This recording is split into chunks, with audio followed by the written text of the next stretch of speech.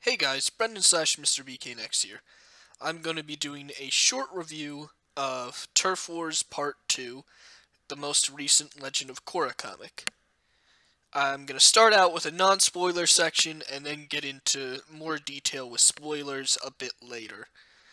Additionally, back when Part 1 came out last summer, I did a review with several other people, so you may want to watch at least part of that review before watching this. I feel like Turf Wars Part 2, while still having problems, is an improvement over Part 1. The story feels more focused, with some of the subplots coming together better, and Kurosami not being as much of a focus. The dialogue is better, there are some genuine moments of excitement and humor, and while not the most deep or engaging read, I did get some enjoyment out of it. We see a return of a minor character that we haven't seen in a while, and they get a nice scene. As I mentioned though, there are still some problems. The art is still really bad, with a lot of faces coming off as too creepy and or goofy. There's a continuity issue, some moments feel out of character, and given the show and both parts of this comic have failed to invest me in Korra and Asami's relationship, there is a disconnect for me in scenes relating heavily to that. We still know very little about the villain, and his motivation seems weak at best. And I have concern on the treatment of Raiko's character, albeit I know most people won't care. And I am concerned on how the writer, Mike, will resolve things in Part 3.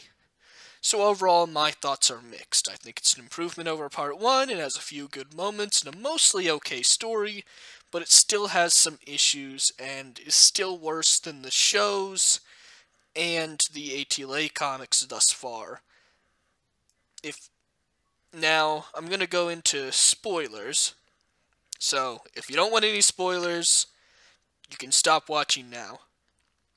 The returning minor character I was referring to was, of course, Scoochie, who we only saw in, like, one episode of Book 1, but he's a character that fits nicely into the, like, Bolin and Mako's past sphere and their connection to the underground, so I liked that.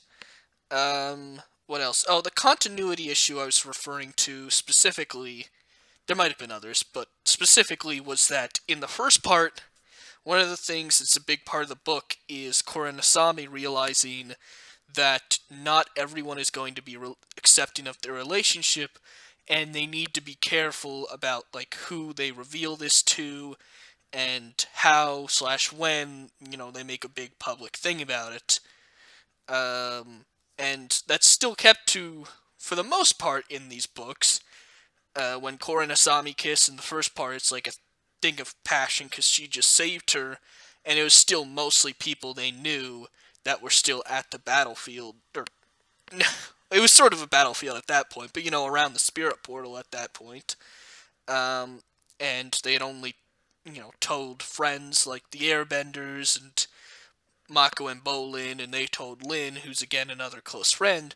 But then Korra goes up to, I guess, Asami's trailer or wherever she's working, and is like, "Can I see my girlfriend?" Like, to some random security guard she doesn't know. I found that extremely odd. In general, I feel like, given what we all saw Korra go through in the 4 books, she's still acting, a bit more rash and impulsive than I think is appropriate. It's arguably not as bad as Part 1 in some ways, and, it's understandable. I don't expect her to be a robot, but I don't think it's fitting with where her character was at the end of the show.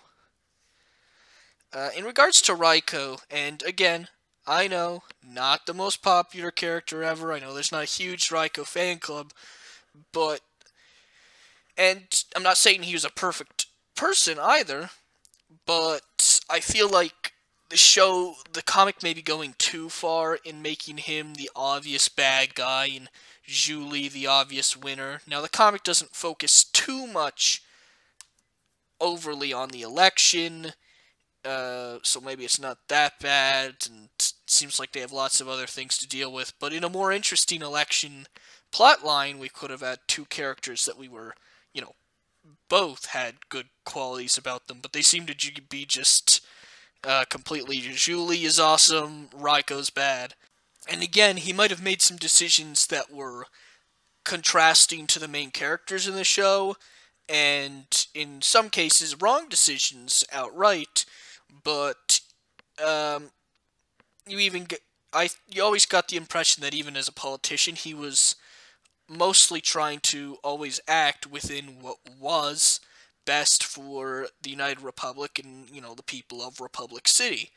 So, I guess the implication that he's literally stopping food supplies to getting to starving people of Republic City just to send a political message or gain some political advantage, which I don't know how that would work. I feel like that would still get blamed on him.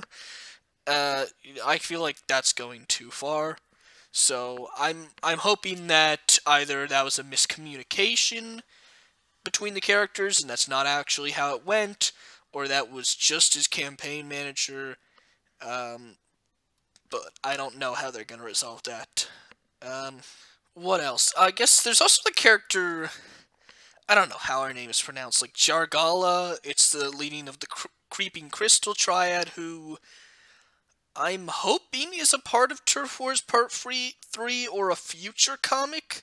Because in this it feels like she was just like a very brief red herring of where Asami might have been kidnapped to. Maybe it's... I don't want to complain too much because we don't know what role she's going to play in Part 3 or later books. But it seems odd that they sort of played no role in the finale, or like maybe they kidnapped her first and then the triple threats, or... I think that covers most of what I want to say.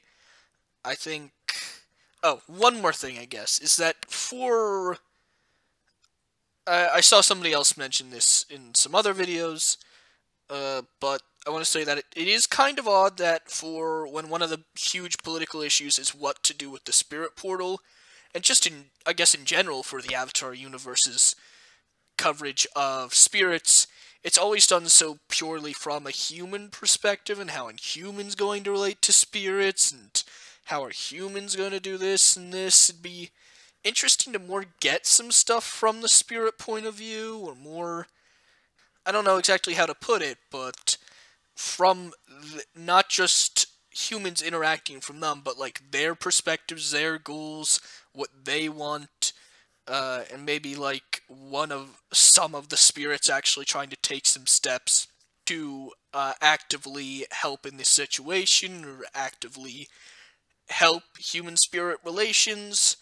I don't know when that's going to happen with how Part 2 ends and all the stuff that's going to happen in Part 3, but it does seem a bit odd that, like, we saw no spirits in this book, aside from, like, flashbacks and the, a bit of evil spirit vines, or whatever, spirit plants at the beginning of the book.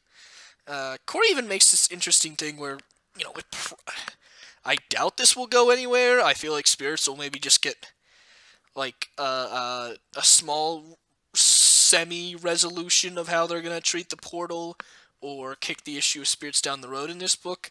But Korra half-jokingly brought up the thing of Raiko wouldn't be doing exactly what he's doing if spirits could vote.